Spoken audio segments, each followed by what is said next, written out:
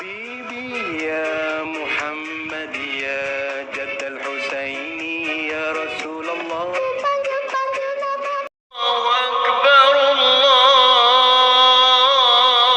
أكبر لا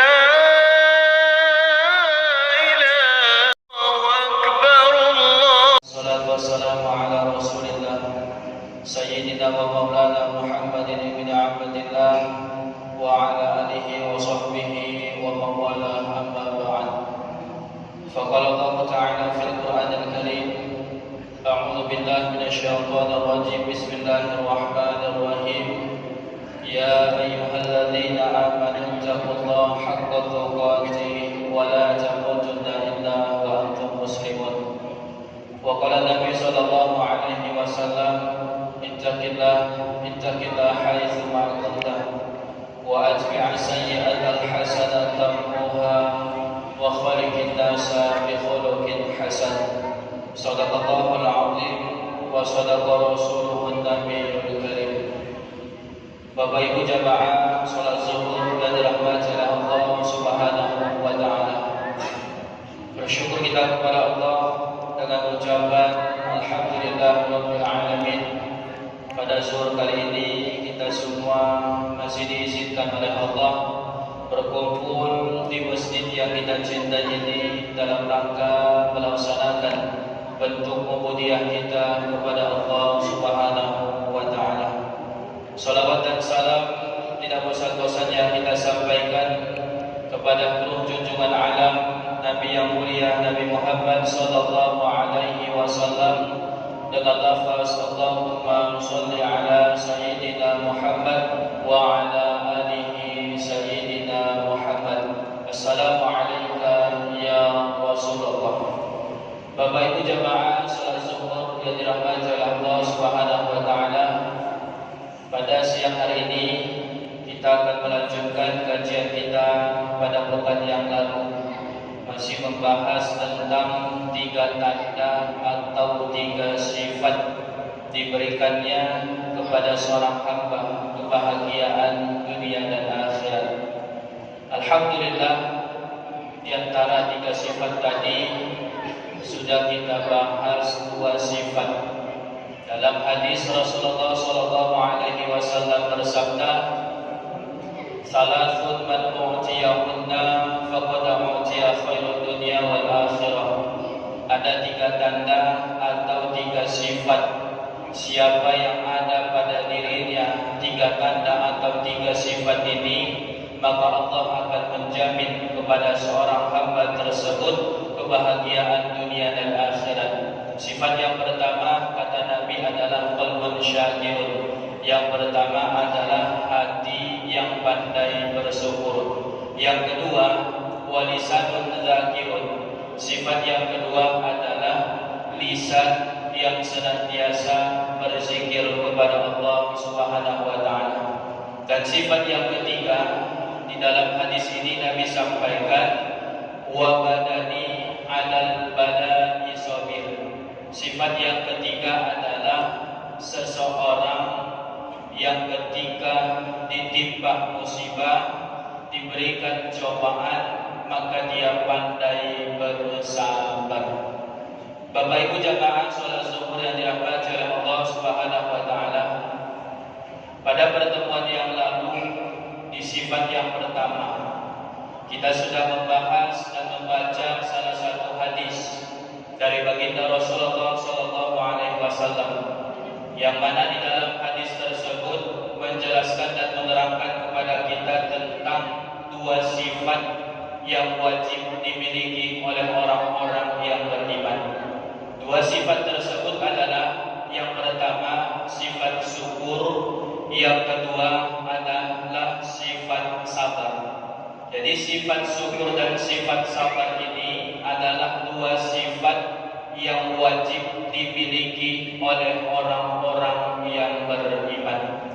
Namun kalau seandainya kita ditanya satu persatu di antara 2 sifat ini, syukur dan sabar, kira-kira menurut Bapak Ibu sifat manakah yang paling mudah ditanamkan di dalam diri kita. Kalau saya pribadi jujur, di antara dua sifat ini yang paling mudah ditanamkan di dalam diri saya adalah sifat syukur. Kenapa? Karena munculnya sifat syukur tadi karena lantaran ada nikmat.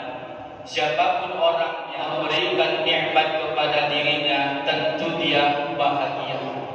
Tapi kalau sifat sabar, munculnya sifat sabar ini itu lantaran karena ada ujian dan cobaan.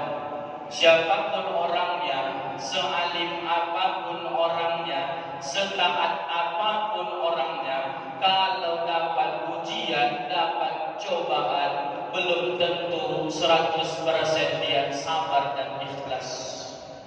Makanya orang-orang yang pandai bersabar ketika dapat ujian itu pahalanya sangat besar.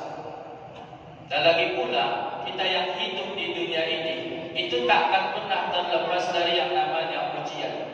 Kalau seandainya kita semua kepengen naik kelas, maka tentu kita semua harus ujian.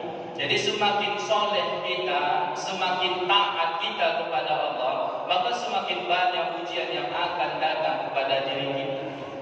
Tak usahlah kita ini masih orang abid. Abid itu adalah ahli ibadah. Sekelas ulama besar saja yang sudah bertahun-tahun menuntut ilmu agama, itu masih banyak ujiannya.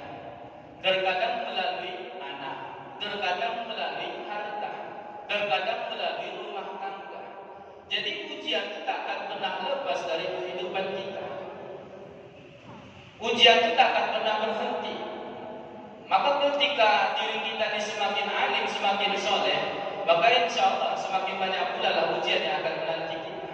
Karena Allah sampaikan dalam Al-Quran, di dalam Quran surah Al-Baqarah, ini Allah sendiri yang sampaikan. Dalam Quran surah Al-Baqarah, urutan surah yang kedua, di ayat yang ke-155, Allah Subhanahu wa taala berfirman, Bismillahirrahmanirrahim. Wa lanabluwannakum bisyai'in minal khauf wal ju' wa naqsim minal anfusi was samarat wa basyiris sabirin. Wa lanabluwannakum. Wala lamnya di situ adalah lamul qasam. Kalau di dalam ilmu nahwu itu artinya kalimat sumpah. Jadi di dalam ayatnya Allah bersumpah, wala nabluwannakum, wahai hambaku, kami pasti akan menguji kalian semua, bisyai'in, dengan sesuatu, minal khauf wal ju', dari rasa takut dan rasa lapar, wa naqsim minal amwal wal anfus wal thamarat, dan kekurangan harta, kekurangan jiwa, kekurangan buah-buahan. Maka di ujung ayat Allah sampaikan, wa basyiris sabirin, wahai para malaikat, berilah kabar gembira kepada orang-orang yang pandai bersabar. Jadi di dalam ayat ini kita bisa mengambil pelajaran dan iktibar bahwasanya kita yang hidup di dunia ini tak akan pernah lepas dari yang namanya ujian. Makanya ketika Allah berikan satu nikmat kepada kita, pandai-pandailah mensyukuri nikmat tersebut, supaya nikmat yang Allah berikan tadi Allah tambah. Ini terkadang kita banyak yang lalai ketika dapat nikmat jauh dari kata taat. Tapi ketika dapat ujian, dapat cobaan, barulah kembali ke jalannya Allah Subhanahu wa taala. Maka oleh sebab itu, selagi Allah berikan nikmat kepada kita, banyak-banyaklah bersyukur. Dengan rasa syukur tadi, insya Allah nikmat tersebut akan ditambah oleh Allah Subhanahu wa taala. Maka Bapak Ibu jamaah salat zuhur yang dirahmati oleh Allah Subhanahu wa taala, ingat yang namanya hidup tak akan pernah lepas dari ujian. Di dalam Al-Quran, Quran surah Az-Zumar, urutan surah yang ke-39 di ayat yang ke-10, di ujung ayatnya, ulang dari sini nanti kita perhatikan. Mudah-mudahan ayat ini bisa menjadi penghibur kepada kita semua ketika kita dapat ujian. Allah sampaikan di dalam ayat tersebut, innama yuwaffas sabiruna ajrahum bighairi hisab. Di dalam ayat tersebut Allah berjanji kepada orang-orang yang pandai bersabar ketika mendapat ujian. Ingat, Allah kalau berjanji takkan pernah mengingkari.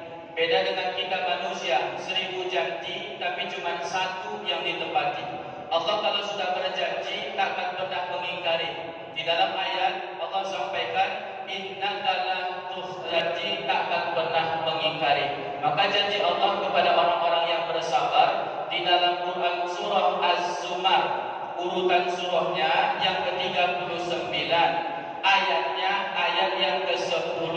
Di ujung ayat coba perhatikan, bunyi ayatnya adalah innama yuwaffas sabiruna ajrahum bighairi hisab. Sesungguhnya orang-orang yang bersabar ketika mendapat ujian, mendapat cobaan, maka Allah akan berikan pahala yang sangat banyak, tiada batasannya.